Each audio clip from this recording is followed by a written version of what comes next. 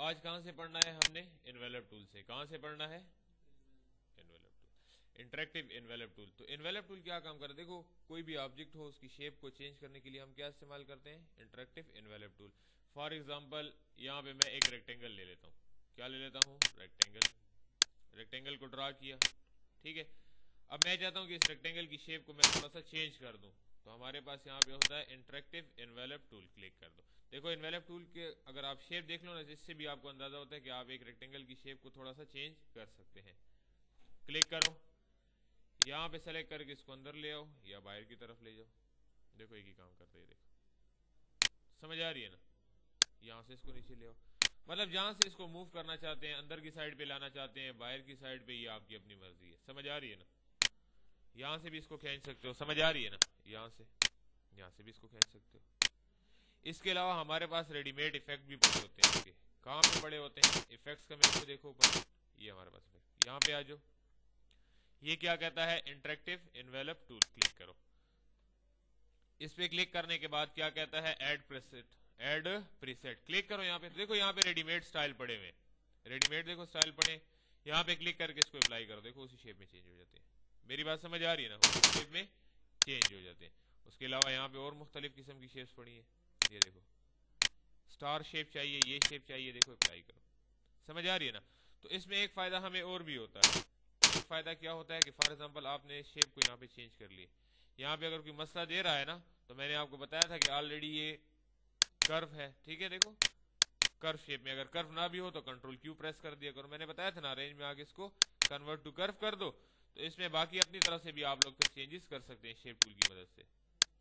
मेरी बात समझ आ रही है ना? ये देखो इस लाइन को सीधा कर दो, दोबारा आके इसको मोड़ लो, मूव कर लो, ठीक है। समझ आ रही है ना? अगर फॉर एग्जांपल इस इंटरेक्टिव इन्वेलप टूल को मैं टेक्स्ट पे अप्लाई करना चाहता हूँ, किस पे? टेक्स्ट पे। तो सबसे पहले आके टेक्स्ट टूल ले लो। टेक्स्ट टूल की शॉर्टकट मैंने बताई थी ना, F8, याद है? क्लिक करो, ठीक है ना। आपने क्या लिखना है यहाँ पे? लिख लेता हूँ कॉस्मोस, ठीक है ना। कॉस्मोस के साइज को थोड़ा सा बड़ा कर देता हूँ। समझ आ रही है ना? यहाँ से स्टाइल वगैरह चेंज कर दो, स्टाइल वगैरह चेंज कर दो। ये देखो अब मैं इस पे इंटरेक्टिव इन्वेलप टूल को अप्लाई करता हूँ। क्लिक कर दो, इंटरेक्टिव इन्वेलप टूल। देखो टेक्स्ट की शेप थोड़ी सी चेंज हो गई है। इस किस्म के टेक्स्ट अक्सर आपने साइन बोर्ड वगैरह में देखे होंगे। ये देखो समझ आ रही है ना? स्टाइल है, शेप्स है ना। ये देखो यहाँ पे सेलेक्ट करके इसको नीचे मूव कर दो। आपकी अपनी मर्जी जिस किस्म का स्टाइल अप्लाई करना चाहते हो। समझ आ रही है ना? वही readymade effect interactive envelope tool, ठीक है। इफेक्ट्स में बड़े होते हैं। एड प्रीसेट में आ जाओ, वही चीज आप इस टेक्स्ट पे भी अप्लाई कर सकते हो जैसे ये है। समझ आ रही है ना? कंट्रोल Z के साथ अंडू कर लो, दोबारा की कोई और इफेक्ट दे दो जो आपको पसंद हो। ये देखो समझ आ रही है ना? तो देखो ऑटोमेटिकली ये गोल शेप में तब्दील हो गया। तो ये था इंटरेक्टिव एनवेलप टूल। समझ आ रही है कि नहीं? अच्छा, तो इसके बाद आते हैं हम किस पे? इंटरेक्टिव एक्सट्रूड टूल पे। तो इंटरेक्टिव एक्सट्रूड टूल क्या काम करता है? देखो किसी भी ऑब्जेक्ट को, किसी भी टेक्स्ट को हम 3D बनाने के लिए इस्तेमाल करते हैं। क्या इस्तेमाल करते हैं? 3D। 3D का मतलब है 3 डायमेंशन, यानी जिसके 3 रुख होते हैं। जिसके क्या होते हैं? 3 रुख होते हैं। फॉर एग्जाम्पल मैं यहाँ से कोई ऑब्जेक्ट या कोई सर्कल या एलिप्स टूल ले लेता हूँ, ठीक है। ठीक है, इसको मैं 3D शेप में कन्वर्ट करना चाहता हूँ। अगर आप कलर देना चाहते हैं तो इसको कलर भी दे सकते हैं कलर बॉक्स से। समझ आ रही है ना? उसके बाद आते हैं हम, अगर इसको छोटा रखते हो बड़ा रखते हो आपकी अपनी मर्जी। समझ आ रही है ना? उसके बाद आते हैं यहाँ पे क्लिक करते हैं, क्या कहता है? Interactive extrude tool. देखो अगर आप इसकी शेप देखो ना, तो इसकी शेप से भी हमें अंदाजा हो रहा है कि ये बिल्कुल 3D फॉर्म में है। क्लिक कर दो, उसके बाद सेलेक्ट करके इसको मूव कर दो। ये देखो, तो जितना आप इसको लंबा खींचेंगे उतना ही लंबा ये बनेगा। ये देखो समझ आ रही है ना? अगर आप इसका फेस चेंज करना चाहते हो, उस साइड पे लाना चाहते हो, उस साइड पे लाना चाहते हो, एंगल चेंज करना चाहते हो, ठीक है ना। समझ आ रही है? बड़ा करना चाहते हो बड़ा भी कर सकते हो, ऊपर भी ले जा सकते हो, यहां से भी इसको छोटा कर सकते हो। समझ आ रही है ना?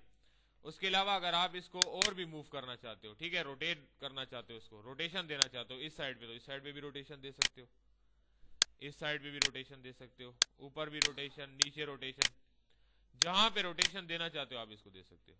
उसके बाद आते हैं इसके कलर पे। क्या कहता है? कलर। इसको क्लोज कर दो यहां से। ये क्या है? कलर। कलर में आ जाओ, क्या कहता है? Use solid colour. Use solid colour का मतलब है कि वो कलर जो आप अभी इसमें इस्तेमाल कर रहे हैं, वो कलर जो आप इसमें इस्तेमाल कर रहे हैं। उसके बाद आते हैं, ये क्या कहता है, यूज कलर शेडिंग। इनके शेड्स वगैरह, ये इधर बैकग्राउंड का शेड नजर आ रहा है ना, अगर आप इसके शेड का कलर चेंज करना चाहते हो तो शेड का कलर भी चेंज कर सकते हो। ये देखो, मेरी बात समझ आ रही है ना। उसके बाद आते हैं, फॉर एग्जाम्पल अगर आप चाहते हैं कि आप इसको बेवल यूज कर लें, क्या यूज कर लें, बेवल। बेवल का क्या मतलब है, देखो आपको ये एरिया नजर आ रहा है ना, ये अगर आप चाहते हैं कि यहाँ पे बेवल यूज हो, तो बेवल यूज करने से फायदा ये हो कि ये जो एरिया आपको नजर आ रहा है ना, ये थोड़ा सा उभर जाता है। ये एरिया जो है ये क्या होता है, उभर के सामने आ जाता है। देखो फॉर एग्जाम्पल यहाँ पे क्लिक किया, यूज बेवल, जैसे यूज बेवल पे क्लिक करते देखो ये लाइन यहाँ पे डबल नजर आ रही होगी, ये ब्लैक आपको। इस बेवल के साइज को थोड़ा सा डिस्प्ले कर दो, देखो अभी में डिस्प्ले हो रहा है। यानी अगर आप बेवल को डिस्प्ले करना चाहते हैं तो इसको ऊपर ले जाओ, तो देखो बेवल आपको अलहदा उभरता हुआ नजर आ रहा होगा। समझ आ रही है ना। अगर आप इसको थोड़ा सा यूं मूव कर लें, देखो इसकी शेप और भी गोल होती रहेगी, बिल्कुल पेंसिल की शेप बनाता है। ये देखो आजकल ये मार्केट में मोटी सी पेंसिल आई होती है ना, ठीक है, तो क्या करते हैं, पहले ऑटोमेटिकली इसका डिजाइन तैयार करते हैं, फिर उसी डिजाइन को उनको दे देते हैं छपवाई के लिए या बनाने के लिए कारखाने वगैरह को। समझ आ रही है ना, मेरी बात समझ आ रही है कि नहीं। उसके बाद आते हैं, इसको क्लोज कर देते हैं।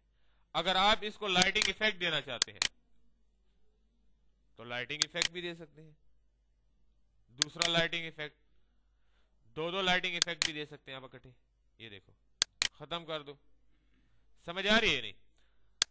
उसके अलावा यहां पे हमारे पास रेडीमेड स्टाइल भी पड़े होते हैं, ये देखो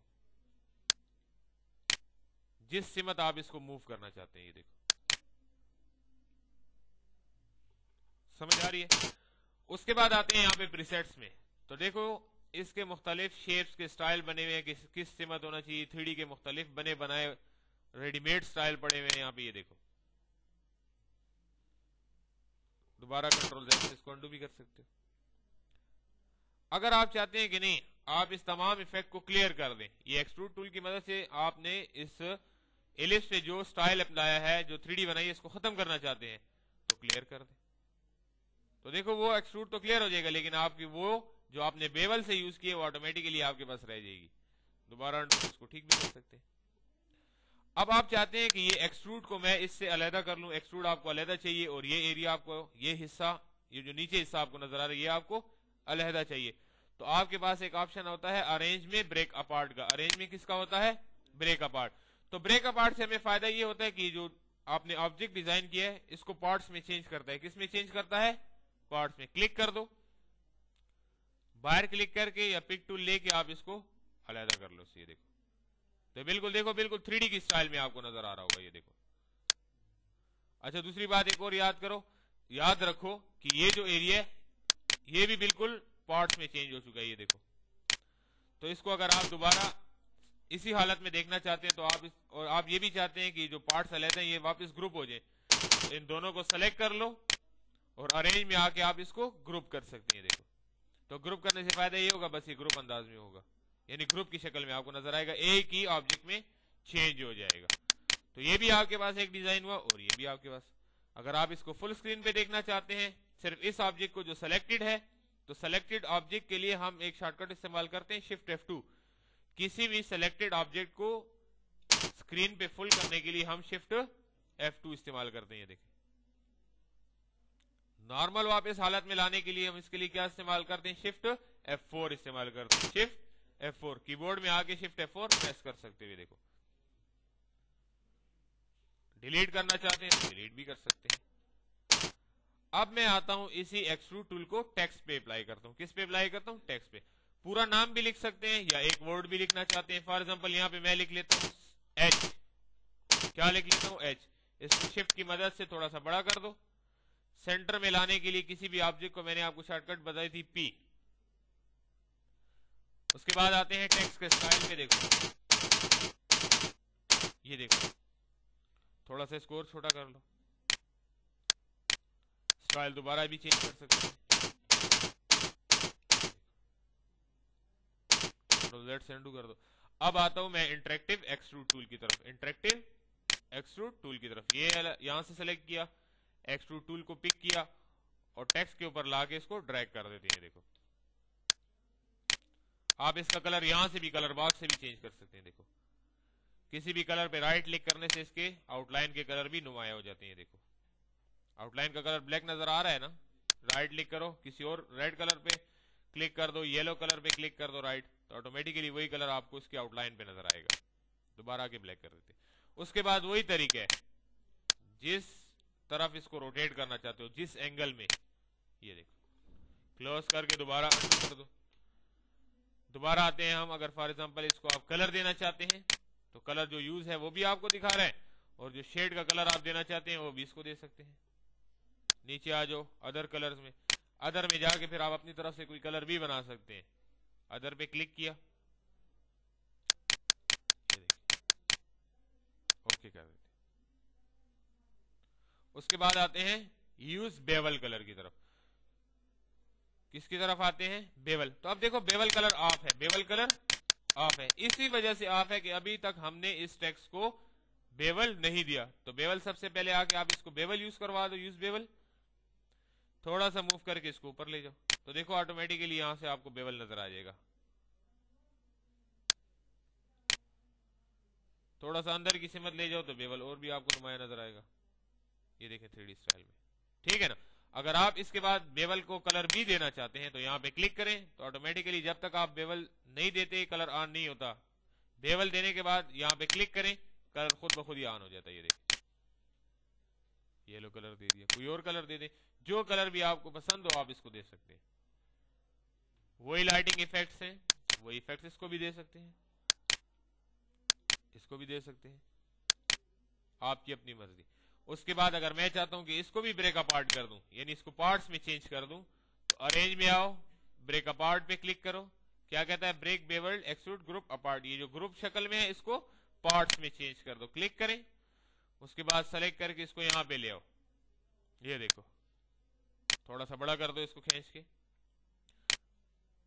इसको भी सेलेक्ट करके दोबारा उसी तरीके से ग्रुप कर दो।